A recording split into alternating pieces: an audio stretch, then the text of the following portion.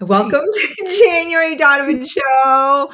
I'm so grateful for Tuesdays because I get to have real heart conversation with friends and that we've journeyed together. So today I get to have my dear friend Rosanne, and she's in my sort of hometown. And she's on, and we get to talk about life, about just the importance of human formation, the impact of the woman's goal in her life, and also she gets to ask me questions like a normal format. So, Roseanne, welcome. Thank you. Thank you so much for having me. I'm excited to be here. I really am. Oh, I've been following your show and I love it. oh, well, thank you. I'm so grateful. Just a little bit of feedback. I was just with Roseanne. Oh, was that like a month? I don't know, maybe a month and a half ago. Yeah. And she made up this gourmet meal in our house. We had a speaking engagement, me and Ryan, and she graciously invited me for dinner and whipped out this gourmet meal. So, anyways, I love food. That's why I think about food. You're Uh, talking to a foodie. I know, me too. and so, anyways, thank you. So, let's begin. I always love to ask the question: if you were to describe you in 3 words, what would you? How would you describe yourself? Yes. Well, having listened to your show, I knew the question was coming. So I did something fun actually, and I asked my family for feedback, my husband and my kids. Oh, And it gave me a lot of fodder I put it all in my notes so that when I'm feeling down, I could just look at what people, but with my own introspection, I've come up with enthusiastic, hmm. friendly, and resilient. Ooh, resilient. Why resilient? Just I'm like digging just a little bit. Yeah, because I just feel like I'm strong. I've been through a lot, and things don't tend to get me down for long. I'll come Mhm. out of them. I know I will. I always have that hope and faith. So yeah, That's a great self-image. thank Like, you. no, it's like, I'm strong. I know that you can get yourself back up. I mean, just to believe that about yourself is a really it's an accomplishment. That's really what it Mm. is. Okay, so talk to me pre-woman school formation. The women's school is, I just have to say, so the women's school is really a training school that gives women access to mindset and skill-based training so that we can design the life that we want without compromising our marriage, our family, our faith, our wealth. And so this is real deep training. So Rosette, how long have you been with the women's school? Probably been about 4 years. Wow, that's wild. four Yeah, it was years. actually fall of 2019 when I first signed up for the master class. So Wow, yeah, wild. So you've been through all the different seasons of the masterclass because I'm refilming it 3.0. yes. And that's what, because they were only about 5 years old. So tell me about pre women's school and after women's school. Do, what has been the experience for you?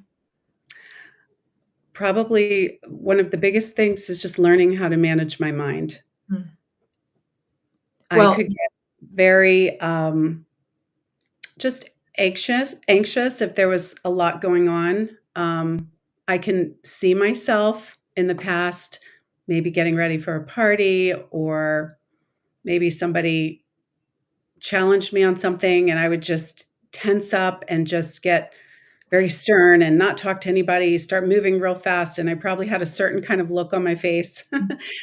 But now it's just I'm I'm able to talk myself down and, think about my self-image. What do I mm, want to present? I work with clients on that all the time, because of you. Just how do you wanna show up to this? What do you want to look like? Give me 3 adjectives, and then we just start from there.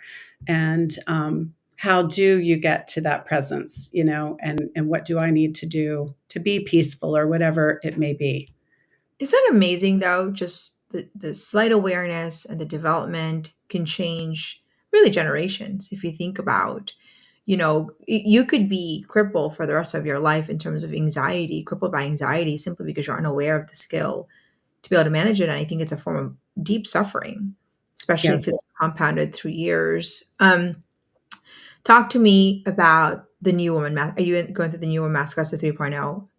we Talk to are. me about what that's like for you because I've refilmed it 3 times. I'm really committed to a product that is excellent. I'm putting a whole lot of hours into it, but I want to be able, my dream, and we talk about the ultimate dream, is to be able to have this course be the course that every woman takes. It's the foundation of womanhood.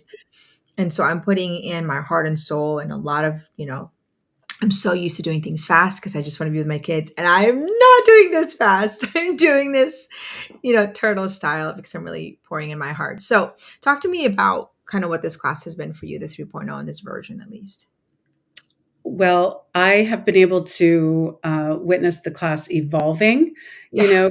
from kind of a grassroots, like really homegrown class, which we loved. We all loved that as well. You sitting with the island background and everything, it was just fun and cute and pure.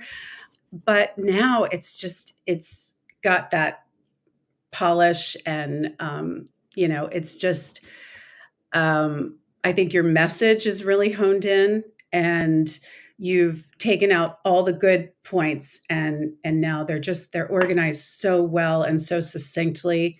And I mean, when I questioned my students about what they would like me to ask you, one of them is just, she keeps asking, can we get those beautiful slides? Because there's so much good stuff on there. And, they just want to soak it all in and learn it all. Oh, well, that is a testimony of a great student. We can talk about it where I have a workbook that I've been dreaming about it. 'Cause I do think that every slide, I mean, I put in so much in every slide. There's a lot in there. So, okay. So we're going to turn the tides and just you get to ask me as many questions as our time permits. And Oh, goody. so I'm ready. And Yeah. So let's see. I have a bunch. I'm pulled out my phone here, and everybody had a question for you. Okay. So one of my students asks, how how do we know when we're being selfish versus meeting our needs for self care and pursuing our dreams? Because others may think it's not fair because, as wife and mothers, they'd like for us to always be available to them. Mhm. Yeah. Well, if you're depleted, you're not being selfish. You really need nourishment. So that's your key ingredient. If you feel like I'm doing this because I want to show off, I want to do something that what everyone else thinks of me, or if you're doing anything with a motive of, I would say, what isn't it for me as it is, how can I be nourished? I think that could be borderline selfish. But and I think that the tendency is always that, am I doing the selfishness? I think that's I would say habitual perception that's rooted in doubt of our self-worth. And that's almost a knee-jerk reaction of a woman who probably has not been valued or doesn't know how to value herself. And she just, it's like so habitual. Oh, it's like this fear that I'm being selfish. I always say you are going to be selfish at some point. Um, and don't think you're ever sort of going to get rid of it. I think there's other tendencies. You're just trying to manage your capacity for generosity. But if you are going to not nourish yourself because you need to nourish mentally, emotionally, physically, and spiritually, inevitably you're going to be just selfish because you're going to be resentful. So I think that you have to ask yourself, what do you need to nourish your soul? Like, what is it? Mentally, emotionally. Yes, go shopping. Yes, get your nails done. But what actually nourishes your heart? What creativity? What passion? What is that? And so I think that um, it's really important for our children to know that we're not at their beck and call. And here's why: the world is never in their beck and call. So you're actually setting them up for failure to think, well, at the drop of a hat, mom's always there.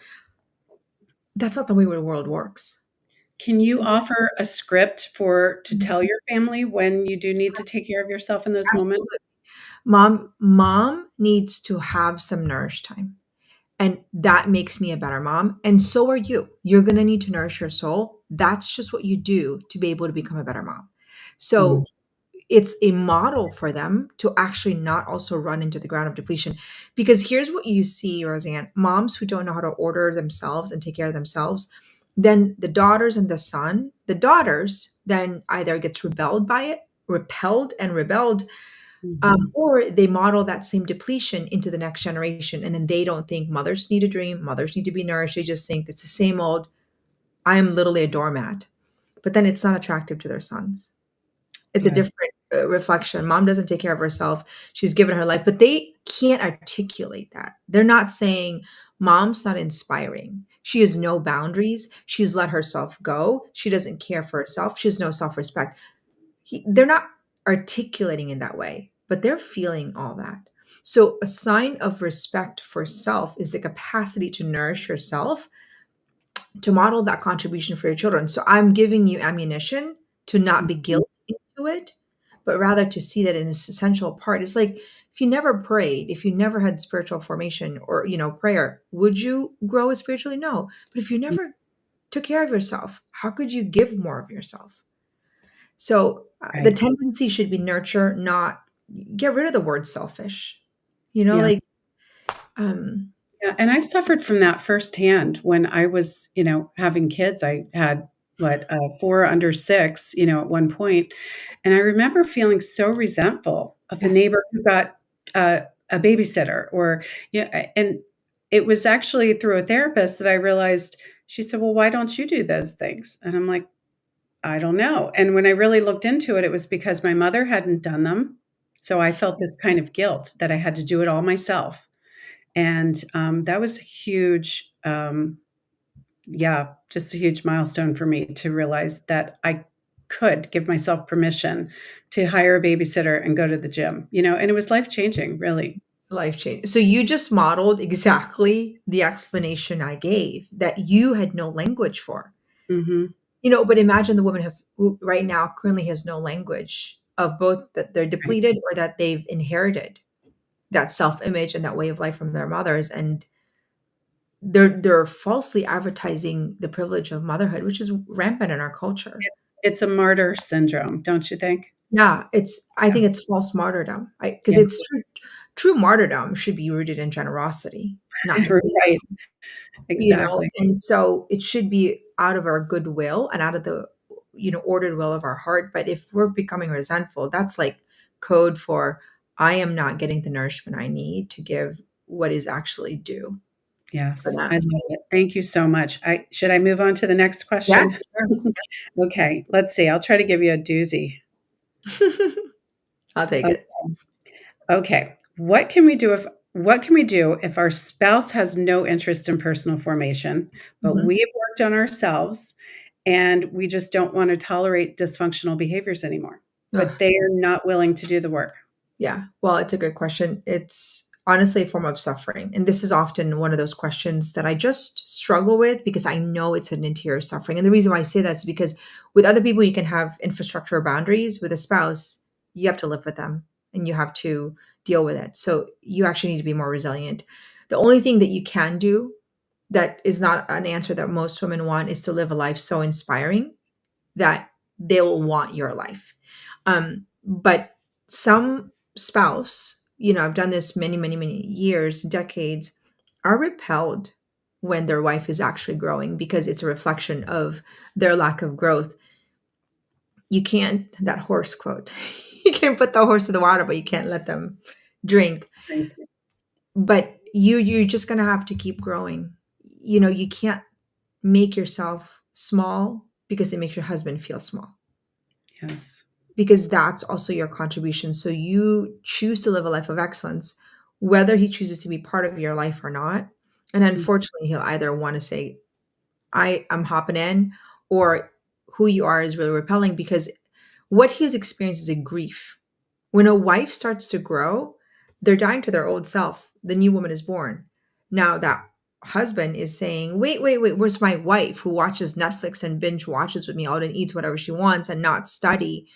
That wife is now being, in a process of a funeral. Like that's what's happening. yeah. And it takes a lot of humility, Mhm. especially for a man, to feel like, oh, my wife is inspiring me and leading me. I should be doing that. They're not saying that. Like there's so many unknown burden and pain that goes through our psychology, but we just don't know have the language for it. It's like a little toddler. They're so frustrated because they can't say cup or get me out. So they're throwing a tantrum and they're using all these words, but they're experiencing all the frustration. It's the same Yeah. thing. Yes. It's that analogy is so true. So what happens when a toddler doesn't know how to communicate what the pain or desires to the rest of the world? It looks like they're throwing a fit. Yeah. I do feel compassion for both sides. I mean, especially the woman because, Yes.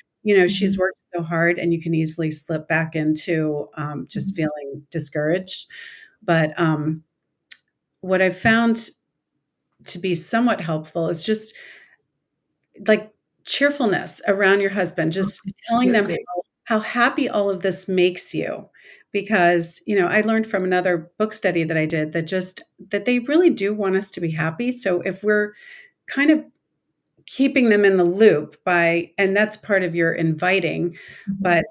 but just being very careful not to tell them what to do, but just, "This makes me so happy," and if any of those fruits, can somehow affect their life in a more positive way, like maybe you decide to do that dream vacation and you organize it all yourself and they're getting the fruits of that and they're like, "Wow, okay, this wife of mine really, has gone the extra mile and I do like this life." Yeah, yeah, and I think that I to me is the only surest way to do it. When I say surest way is you can't change him. You said beautifully, just cheerfulness. I mean, just that word itself. Imagine walking around just cheerful. And, you can resist all your learning, but the fruits are will speak Yeah, for itself. So, yeah, I mean that's thank even you. a great example of the vacation part. Like, Yeah, look at my wife; she's just changing the world. So, um, I know. We can, right? As women, we have that power. We we are have. strong. We are so strong as women. And yeah, and also rely on other women when you don't have the right infrastructure in your own intimacy. I do, and that's why you need the right type of friendship that's Yeah, going and dreaming with you. I think because you will be discouraged, and discouragement is part of faith. Because if you're just 100% all day, where's the I faith? yeah, So if you understand that that's just part of the journey, like when you think of successful people, how you define success, failure is just part of the narrative. So you no longer fear it. You don't fear discouragement. You just know it's a bump on the road, an hour. That's it. I can muster through mhm. this. It's a shift of mindset. Yes, yes, for sure. Okay, let's see. I am going to ask you one about, hmm, okay, I have a client who has an issue with, and I know you're still in teen years. Your oldest is how old? 16? Almost 17, yeah. Almost 17. Okay, so this is 20s. So just use your coaching hat, but somebody doesn't like her daughter's choice in a boyfriend, and she feels that that person is even disrespectful to her, disrespectful to her daughter, and she doesn't really know how to handle it because obviously she loves her daughter. Okay, so I'm gonna just go prior to because if you have other children, okay, so much of the selling of the sacred intimacy space has to come before they're in the relationship. It's like needs versus wants. So what am I saying to you? When they're 9, 10, 11, 12, 13, and they're still sort of open to you, this is where you say, like I send my teenage or early teenage daughters inspirational guys who have faith, guys who are thriving. So if you can do a lot of those investments prior to their choice, that will help them choose. So much of that. Number two, so I'm just going to precursor. Number two, if you have got the younger children, make sure they know how to choose. They know, what do I want? What do I not want? What do I like in this guy? What do I not like about this guy? Give them the actual skill to do kind of like a comparison analysis, not judgment, but observation. Okay. So when it comes to now this, 20, the 20s, you really can't tell them. I mean, it's not. What you can do is pose the right question. But here's the thing, they have to feel not judged. So you actually have to change your thinking. You can't fake it. You have to fix and form your mind. So when you look at your daughter, if your automatic assumptions like, I can't believe she chose this, that guy is not good, you have to switch your mindset and say, she doesn't know how to choose. I love her. Like, and I believe in her. I believe that she's going to make a better choice. And you know what? That guy, he doesn't know any better. He's not making the best choice, but I'm sure he's doing the best he can with what he has. You have to see that purity of heart because that's what you want to come through. And so now when you're with your daughter, she can feel that and say, you know what, honey, I um I'm just going to share with you circumstances with poor choices in a relationship. Take it or leave it. I share this with you because I love you and I want you to make the best choice for you. Now, I'm not saying that this guy for you is not the right. I'm just saying think it through because this is could be one of the most important decisions you make in your life, not just being married, but having somebody enter your sacred space. And then you say, well, what do you think? Um, so use the stories and role models. Say, and then ask them a lot of questions. How do you feel? But see, when they feel judged and they're not open, they're not going to open up to you. So you really have to do kind of this bite your lip, think Mhm. purely, and ask the right questions. But at the same time, you should be detached from the outcome. That's not an easy walk in the park. And what I mean by that is ultimately, you can't make your children's choice be a consequence of your self-worth. Like they're going to make poor choices Yes. to learn and you have to love them and say, "Listen, I'm going to love you no matter what. I just want you to be in a relationship where you're admired. They're pursuing you because that's what you deserve." Yeah. But you make that choice. So it's the selling. You're selling them. Yeah. But you're so right and wise. For somebody who doesn't have 20 somethings yet, they will. I am a mom of 4 20 somethings, and they do feel judged, even if you look at something funny, like they come down the steps in a certain outfit and, "You're gonna wear that?" Yeah. Yeah. You I have have to to be so, so careful, and maybe the skirt is a few inches short for my taste or something, but, I just tell myself, they're not gonna be wearing this, when they walk down the aisle. They're not gonna be wearing this when they start their first real job, and, oh, but it's hard. Yeah, well, I think you have to there's a playfulness strategy about it. So, and there's also like you're selling them on the depth. So it's a skill, when because my children, I have teenagers and you have to, it's not my favorite. What does it say about you? But I love you no matter what. Yes. Like you're literally layering it. It's like it's not my favorite. You're telling them that's that's shorter than what I want. And they're gonna cross it. Yeah. What is it saying about you? That tone is such Yeah. the skill. That is the It's, skill tone because is a skill because that's how I they feel. I work on that, and, it's when you feel like, I'll use the overused word triggered or something, Mhm. that the tone is, like, the first to go, the Yeah. face, like, stiffens up and body stiffens up, and it's just like, "Okay, let me work on that. Let me be soft," call the Holy Spirit in, whatever it takes. Yeah. Bless but I think it goes back to a mindset shift. Like I'm not going to be able to control your choices. And I Yeah. tell my children that, like, I'm not going to be able to control your choices. Now, you have to do this for yourself. Like, I think a script that moms have, it's like, listen, if you don't own this for yourself, you will suffer someday. It's not my life, it's your life. Mm, Whether it's making their bed, dressing inappropriately, or making a poor choice, it's your life. Like, right. I'm helping you make a choice, but my life is beautiful, sweetie. So you make a choice for your own life. So you're just putting them and giving them the control. You're not trying to control them because who wants to be controlled? Yes. And but you're not saying do whatever you want. You're saying it's your choice. But by the way, these are the consequences whether you like it or not. Like whether you like it or not, that's what that outfit says. Your choice. But boy, Mhm. that is not a good reflection of the Donovans. I'm just letting you know you could tarnish our name, but it's your choice.